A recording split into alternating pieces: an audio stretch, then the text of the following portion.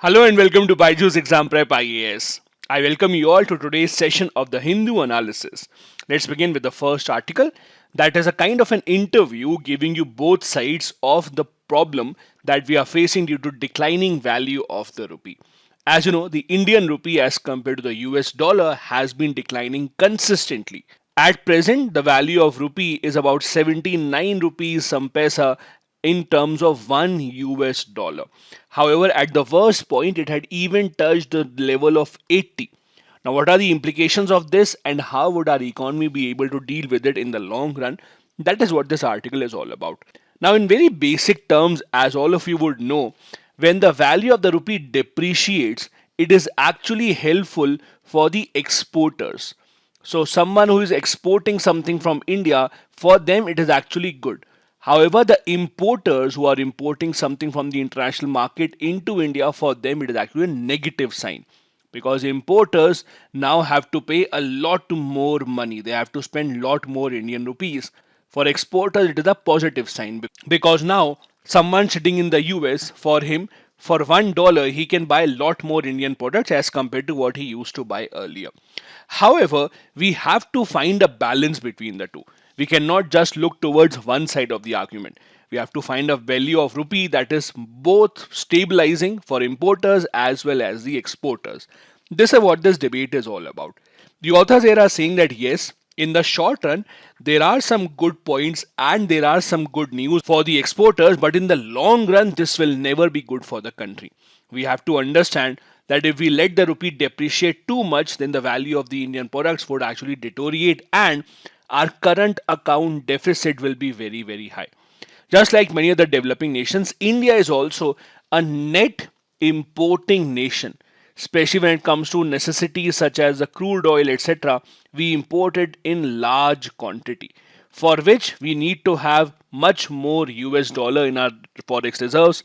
That is why it is very, very important that our rupee does not depreciate to a large extent. The authors here are saying that right now the current account deficit of India is close to about 3%. However, as the fuel oil prices go up in the international market, we will see that the current account deficit starts to increase even further. So, yes, in the short term, there may be some positives for the exporters, but in the long run, this might not be true. Also, we have to ensure that the exchange rate stabilizes itself in the market. And for that, the RBI also has been doing a lot of efforts from its own end. One other thing that we have to understand is that in India, people are much more pessimistic as compared to other nations. For example, whenever we see anything bad happening to nations across the world, let's say Pakistan is in economic trouble, Sri Lanka is in trouble, Bangladesh also recently has asked for help from the IMF. Our first reaction is that we think India would also be the same, that India would also go into the same crisis. However, that is not true. Our crisis is nowhere as compared to what is happening in Sri Lanka and in Pakistan, and there are various reasons for that, which I will also discuss in just a bit. RBI is doing its part, spending a lot of dollars to stabilize the rupee and to make sure that our rupee value does not deteriorate to a large extent. That is why in the past few months we have seen that our foreign exchange that Indian Reserve Bank holds have declined considerably because RBI has been spending a lot of dollars into the market. The other issue is because the rupee is declining, the value of our external debt has risen. How? See, external debt is usually counted in terms of dollars. So, for example, earlier when rupee used to be 65 per dollar, if I said that I have $100 of debt, that means I have 6,500 rupees of debt. But now, because the rupee is about 80 rupee per dollar, the same debt would now make me pay 8,000 rupee. So without even doing anything, our external debt is also increasing because of the rupee value going down. The companies and the government, both of them have to make adjustments accordingly in their working. One other thing that the government can do, which many people have suggested, is to increase the corporate tax rates. In India, the one problem that we actually ignore, which we discussed in yesterday's CNA also, is that the government gives a lot of tax benefits, a lot of incentives to the corporate sector that goes into lakhs and crores of rupees. If the government actually does not do that, it will ensure that the government has more money in its coffers, but that might send a negative signal when it comes to ease of doing business. That is also one option that the government may look into. The government's outstanding debt is very, very large. Our interest rate is also increasing because, as I said, the rupee is depreciating as compared to the dollar. The one other thing that we have to understand is it is not just the rupee. Most currencies across the world, be it euro, etc., all of them are declining against the dollar. The simple reason being because of mixed economic conditions. No government or no corporate in the world is sure which market is stable, which market is not stable because of the ongoing war and the types of crises that we have. So investors across the world are actually taking out money from most of the markets and they are going back to the US, which they believe is the most stable market because that is the world's reserve currency, that is the dollar. So foreign money and foreign investment is coming out of not just India but many other nations across the world. That is why we see a drop in the value of currencies across the world and not just India. India's foreign exchange reserves right now are about $570 billion. At their highest point, they were close to $635 billion. As I said, the RBI has been spending quite a lot of forex exchange reserves to stabilize the value of rupee. So that is why India's forex exchange reserve is nowhere near that of Pakistan or Sri Lanka or Bangladesh. Bangladesh, for example, has forex reserves of close to $40 billion. With Sri Lanka, it is almost now coming down to zero, $1 or $2 billion. For Pakistan, it's close to $4 billion. So India is nowhere near the situation that we are seeing in our own neighborhood. So that economic crisis will not really happen in India. As I said, even Bangladesh has not been far from the impact that this economic problem is having throughout the world. That is the Ukraine Russia war, the pandemic. Even Bangladesh, which has been regarded as one of the fastest growing economies in South Asia in the past few years, even they have asked for loan from the IMF. The situation in Bangladesh is not as bad as it is in Sri Lanka or in Pakistan, but they are being conscious and they have asked for a loan even though they don't need it immediately. Also, I wanted to share one other bit of important information. We keep on hearing Pakistan, Sri Lanka, Bangladesh going to the IMF requesting for loan. Now, this table gives you information about India and IMF relations. That is, how many times did India go to IMF to ask for a loan? If you actually see this, India has actually asked for a loan from the IMF a total of 7 times. Starting from 1957, the last time that we asked for a loan from IMF was 1991, right before our LPG reforms were introduced in the country. This was a loan after which India revived its economy drastically, and since then we have not had a situation where we need to go to the IMF. In fact, even in the 1991 loan, India did not take the entire amount that was actually granted to us. There were some few installments remaining, but we had revived our situation. So, in terms of how many times does India go to the IMF, we are much better as compared to other nations in South Asia like Sri Lanka, Pakistan, Bangladesh, etc. Our frequency of going to the IMF is very low, and in the near future, there doesn't seem to be a chance that India would have to go there.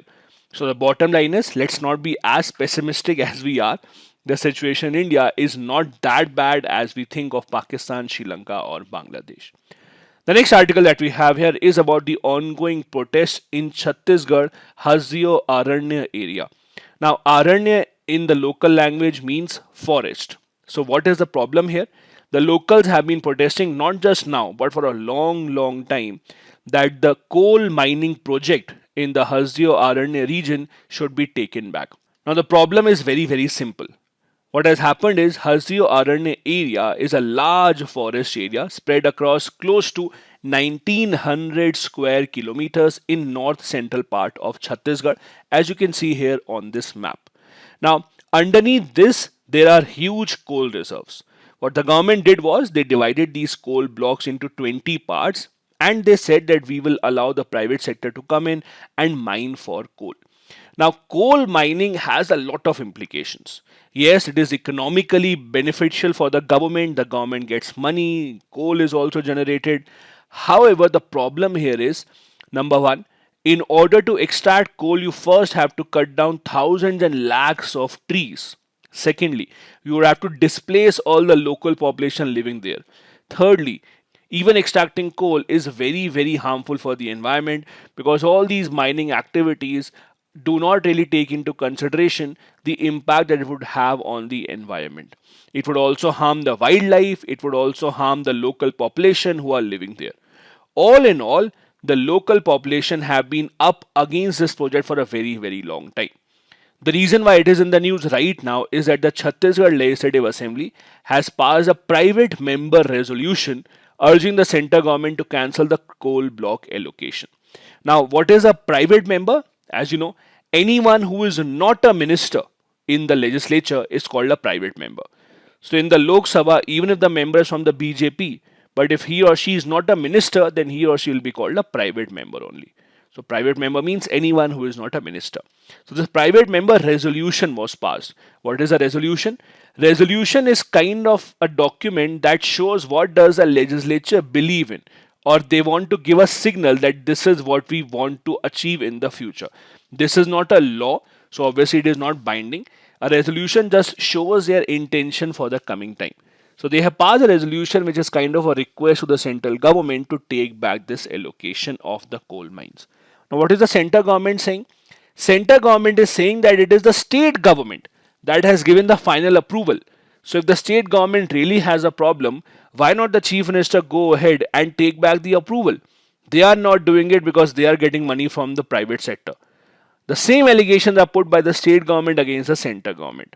So in short, the people are protesting across the state, and even outside the state, even outside the country also. They are showing their support for Hasdeo Aranya area because of the environmental concerns, while the state and the center governments are just pushing responsibility on each other, saying that you should be the one who should stop it, while the other person is saying that you should be the one who should stop it. Now, as I said, Hasdeo Aranya is the coal field which has about 22 coal blocks. About 2 of them are under use right now, while the others were paused by the government after the protest broke out some months back. There have been multiple questions asked about the viability of this project and the kind of impact it would have on the environment. The state government, as I said, says that the responsibility to stop it is with the center government, while the BJP has been asking the state government to withdraw the clearances that they have given. So it's just one side pushing the ball to the other's court, while the other side is pushing it back to the other's court, while the people are still out there and demanding that the project should be stopped. As I said, these protests are not new. These protests have been happening for many, many months now.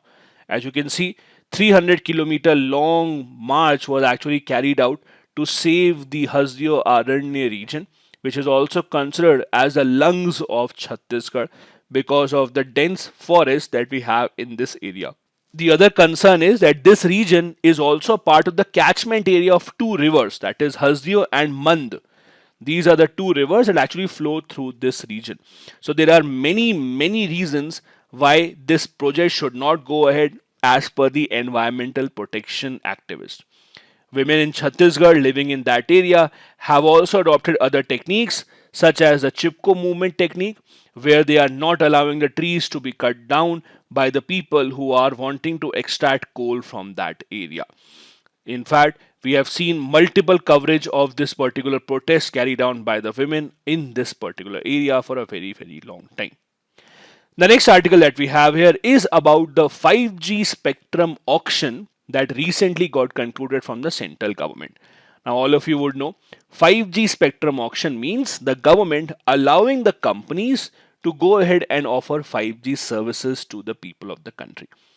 In all, it actually gave the government about 1.5 lakh crore rupees, with Jio spending the most money, about 88,000 crore, Bharti Airtel coming in the second spot, and Vodafone Idea coming in the third spot. These were the 3 major players. Apart from that, the Adani Group also surprisingly opted to take just one small part of the spectrum for their own use. Now, understand something about the spectrum auction that happens from the government side.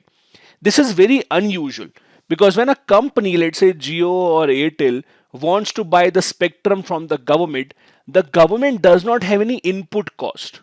Spectrum is not something that the government has manufactured or invented and then they are giving it to them. No. Spectrum allocation or spectrum auction is just like a right that we are giving you the right that yes, you can use these airwaves for your business, nothing else. It's like when you go and take a driving license from the government. The government gives you a driving license, and let's assume the government charges you 1 crore rupees against it. What is this? The government is not selling you anything. The government is just giving you the right to drive your car on the road, and for that you are paying them the money. Similar is the case with spectrum auctions. The government is not handing over anything physical. They are just giving them the right that yes, you have the right to use these particular airwaves, and no one else will actually use these, so that you will not have any interference. That is why many people have suggested for a long time that these spectrum auctions should not be held at such a high price. Because if Jio has given to the government 88,000 crore rupees, from where will they make profit? They will obviously charge their customers. So in the end, whenever you have such high price spectrum auctions, the end person who has to pay the money is the end consumer only. Anyways, for the government, it is good news. Although government in the initial days had expected much more money to be given to them. The government initially had thought that they will get upwards of 4 lakh crore rupees. However, they got just about one third of that. The telecom companies have also in the past few months, if you have noticed, increased their tariffs. Earlier we used to have Geo packs, for example, for 149, 150 rupees a month. Now the same packs are about 220, 230 or 250 rupees a month. So they have also increased their tariffs, which has given them more money to bid on these spectrums. Also, not all the spectrums interested the companies equally. There are different varieties of spectrums depending upon their frequency. For example, 3.3 gigahertz and 26 gigahertz, these spectrums were actually taken up only at their reserved price. If you have seen IPL auction, you will know reserve price means the minimum price that the company would have to pay. If there are more than one companies who want to take this, then they will be auctioning and the higher one will win. Also, 600 megawatts was not taken by anyone. 60% of the 700 megawatt spectrum also remain unsold. I will be discussing about what exactly is the implication of these spectrums. The 700 megawatts was very important because it is very ideal for rural connection and penetration of signals inside the urban area buildings. Now, in very simple terms, the lower the frequency, higher will be the range of the internet connection. So if an internet connection is being given to you at 700 megawatts, the highest speed will not be very high. The highest speed of download, for example, will be about 300 Mbps. But the good part is that the area covered by this antenna will be very large. So in the rural areas where few people live, this is a spectrum which is usually preferred. When you go to higher frequency spectrums, that is, let's say 3.3 gigahertz, for them the download speed will be very high, let's say 1 Gbps, but their area will be very small. It will only be in the concentrated area that people can actually take up services. So these are required for those places where there are high-tech offices built very near to each other, high-tech parks. For rural areas, for the companies, if they have to give services there, ideally they should go for 700 megahertz spectrum. And thus, since over half of this spectrum, the 700 megahertz, did not sell to the companies, the authors here are saying that the government should make use of these spectrums, let's say give it to BSNL, etc., to give these services to people in the rural areas as well. As you can see, whenever the government has held these spectrum auctions, in comparison to all the last few auctions, this is the one where government actually earned most of the money. Don't be confused. Why is it saying 145 here and why is it saying 150? Because this is not the final number, as you can see, yet to be concluded. So the auction was spread over 2-3 days. This is the incomplete number. This is the complete number that the government has actually got. So government earned most from the 700 megahertz and 3.3 to 3.6 gigahertz spectrum. These are the two which were actually taken up by most of the companies for different reasons. Now, as I have been saying, spectrums, these kind of things which the government has not invested in anything, Many people are of the view that the government should not sell it at a very, very high price because eventually the price will be passed on to the consumers. If you look at nations across the world, most of the nations also auction these things but not at such a high price. Take an example of nations such as Italy, South Korea, UK, Australia, Spain, etc. Their 5G spectrum is at a much, much lower value as compared to India. So that is why the Indian government has been advised by many people not to keep it very, very high. But there is one counter argument here as well. The counter argument here is since India has a very, very large population, companies such as Jio, Airtel, etc., can actually charge people lower amount of money and still earn a lot more revenue than telecom companies in South Korea, UK, Italy, etc. That is why the government of India can afford to charge much higher prices. And that is how the government has been thinking in the past few months. Also, as I said, out of all the spectrums, the lower the frequency, the more will be the range, but lesser will be the top speed. That is why the 700 megahertz spectrum is considered to be the ideal one, especially if you have to cover larger areas such as in the rural part of the country. Why? Lower the frequency, lower is the power consumption. So the input cost for the telecom companies for running their antennas, etc., will be lower. It can achieve highest download speed of 300 megawatts, that is in ideal situations. Also, it covers longer distances, so you can actually have fewer towers in the rural areas.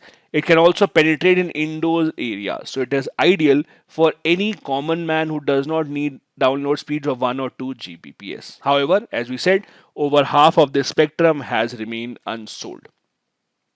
Just remember, for 5G, the more the frequency, higher will be the speed. The lesser the frequency, the lower will be the speed. Coverage, on the other hand, is opposite.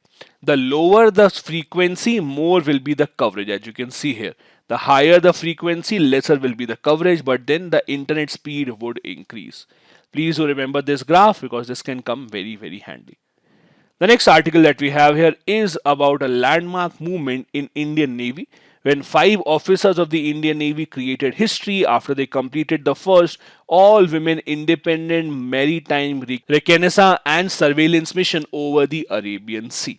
Now, this particular news might not be very, very relevant for the examination, but it does give us a chance to look at the larger picture. That is the status of women in the Indian Armed Forces. How are they placed? How many of them are actually employed in different arms of the Indian Armed Forces? Let's have a look at that to understand the situation better. Now, if you look at Indian Army, Navy, Air Force, all of these actually inducted women as short service commission officers starting with 1992. So they were not allowed to convert that into permanent commissions as the male officers have the option. This was the first time, in fact, that the women were allowed to join military outside medical field. Before 1992, they were only allowed to be a part of the medical field in the Indian Armed Forces, not others. 1992, however, changed this situation. And let me give you an interesting view here. Do you know who was the defense minister when this happened? The defense minister at that time was Sharad Pawar, the leader of the NCP. We actually ignore this fact that Sharad Pawar and many other people who have been in the defense ministry have actually played a major, major role in all its reformation. Sharad Pawar's role in bringing women into the military should not be ignored. He was India's defense minister for about 1.5 years, from June 1991 to March 1993. It was his initiative that actually led to this happening. Now, in 2020, the Supreme Court ordered the central government that you should also give an option for permanent commission for women, just like the male officers have.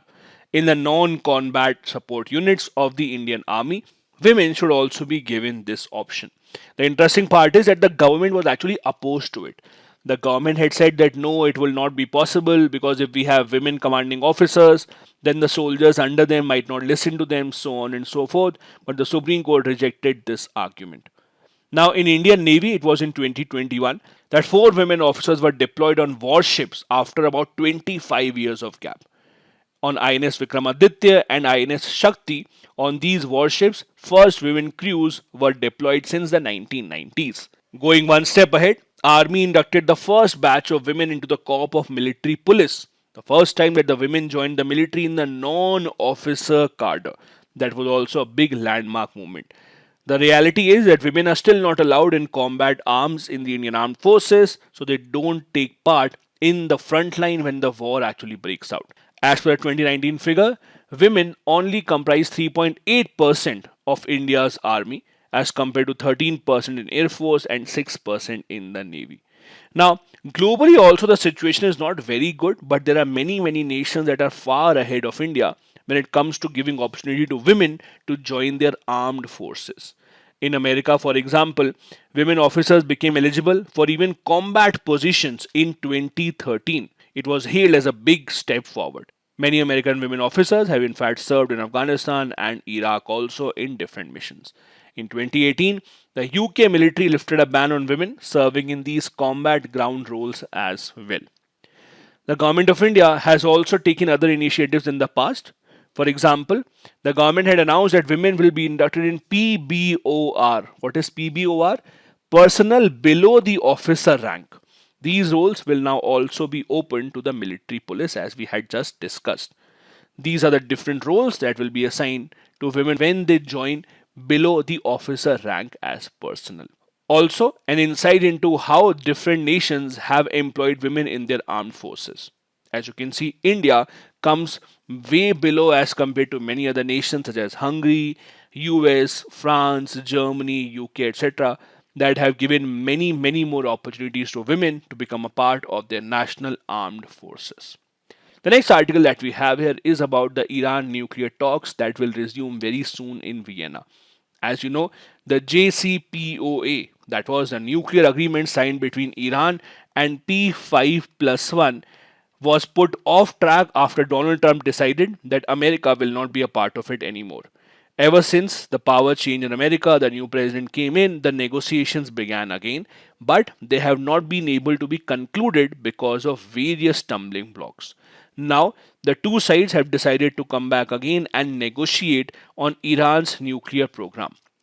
In very simple terms, the idea was that America said if Iran agrees that they will not go ahead with their nuclear program, if Iran agrees that they will limit their nuclear enrichment facilities, then America in return and other European countries will ease up on the sanctions that have been imposed on Iran for a very long time. Iran, on one hand, wants these sanctions to be diluted because their economy is hurting. America, on the other hand, along with European nations, want Iran's guarantee that they will not go ahead with their plan of actually developing a nuclear bomb.